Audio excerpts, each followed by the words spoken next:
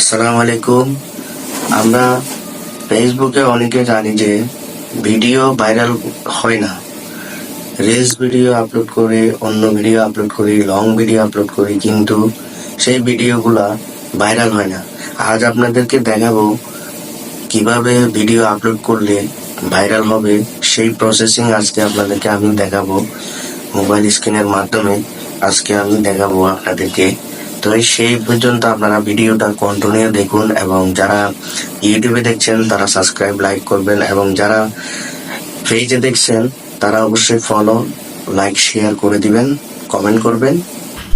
বন্ধুরা, আপনারা reels video viral করতে গেলে আপনাদের প্রথমত ফেসবুকে যেতে হবে। ফেসবুক অ্যাপসে যাবেন। অ্যাপসে যাওয়ার পরে আপনারা প্রফেশনাল যে ড্যাশবোর্ডটা রয়েছে